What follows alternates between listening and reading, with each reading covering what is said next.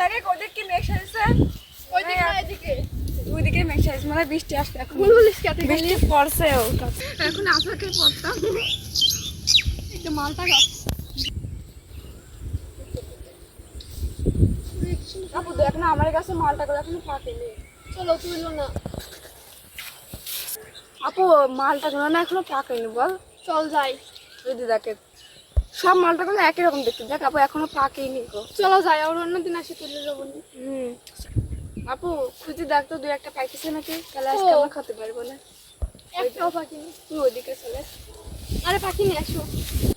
আপু চল শাক তুলে না আসে পাকুক এখনো চলো আবার পাকলে পরে আমরা আসবো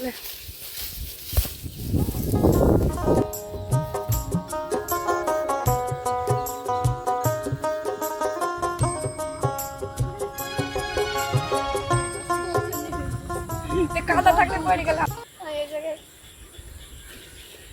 এইখানে না এগুলো কষি কষি কাটো এইখান থেকে কাটবো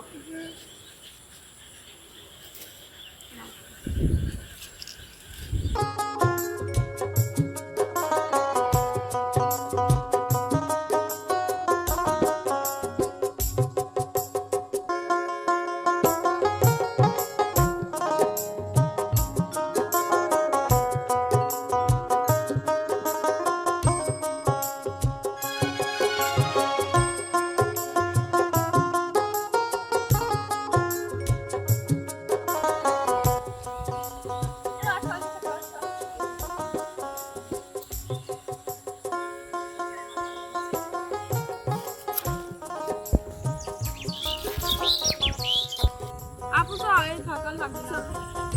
খুব ঝাল গাছ কি ভারী হয়ে গেল ছবিটা মাঠ থেকে পুয়ের ডাঁটা কেটে নিয়ে আসলাম এখন পুয়ের ডাঁটা আর মাছগুলো কেটে নেব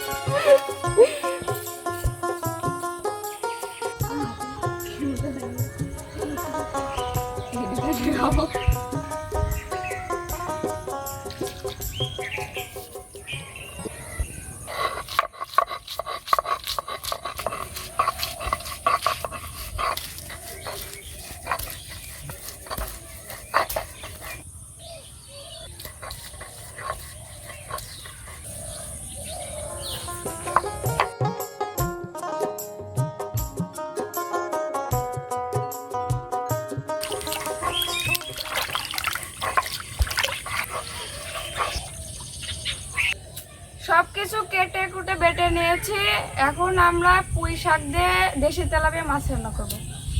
এখন মাছগুলো লবণ হলুদ দিয়ে মাখিয়ে নেব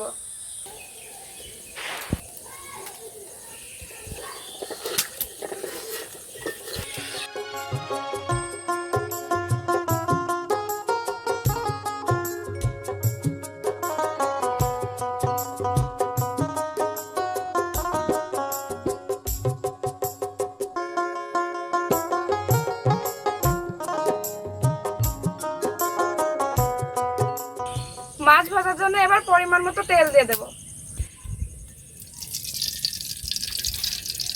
তেলটা গরম হয়ে গেছে এখন মাছগুলো দিয়ে দেব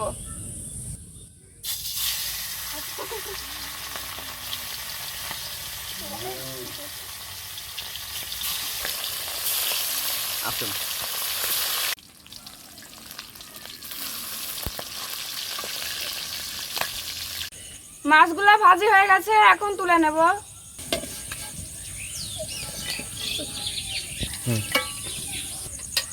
এবার মশলা বাটা দিয়ে দেব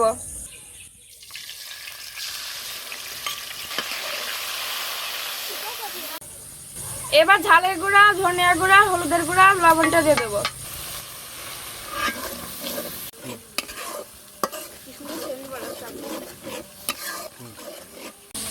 মশলা কষানো হয়ে গেছে এখন পুঁইয়ের শাকগুলো দিয়ে দেব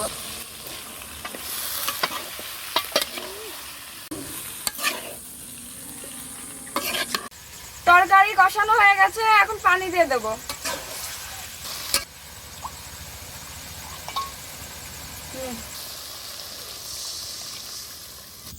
তরকারি ফুটে গেছে, এবার মাছগুলো দিয়ে দেবো।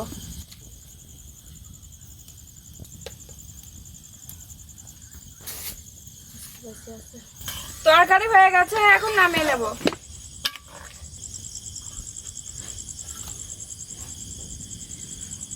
এবার আমরা খেয়ে দেখবো কেমন হয়েছে।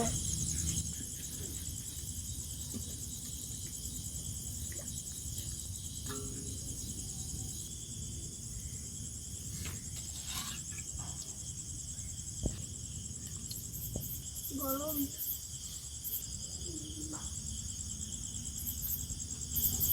হেভি লাগছে। আজকে আমাদের রান্না করতে করতে রাত হয়ে গেছে।